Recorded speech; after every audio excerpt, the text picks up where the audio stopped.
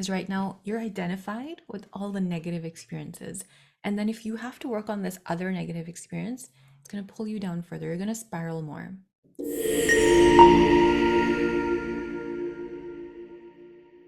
Don't do shadow work when you're already feeling like crap. Because if you're already feeling like, oh, life sucks, my relationship is bad, I feel guilty, I feel like a failure, and then you bring to awareness this other thing that is wrong with you, and not like, so to say, wrong with you, it's like something that you want to work on, then that's not in alignment, it's going to be harder to work on it.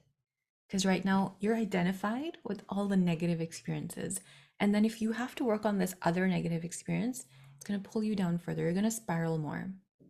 So, for all of us that have a tendency to ruminate on our thoughts and go down a loop and be very negative and sulk and have that victim mindset, notice that. That's not the moment you do shadow work. That's not the moment you heal yourself from something bad. That's when we're going to do the light work. Now, almost everyone here has access to the light work course.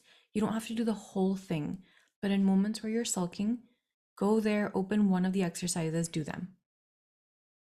It'll help lift you and focus on the things that you're good at, the things that are aligned. And then you can focus on the shadow. If you want to still come back to that part, then come back to the shadow. That's the first part when you don't want to work on your shadow. The second time you don't want to work on shadow is if you don't know how to deal with your shame.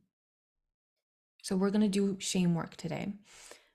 Shame is a very strong emotion because guilt and shame are both important, but guilt is saying, I should have done this behavior. I didn't do this. I should have,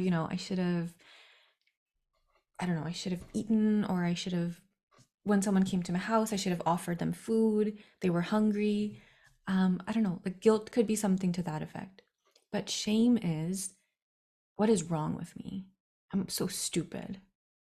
What was I thinking? How ridiculous. Like it's very self-deprecating.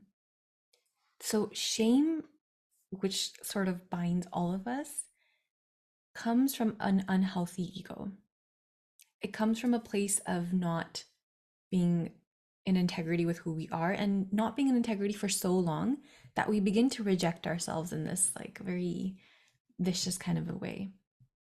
We want to work on that shame first and then we do the shadow work.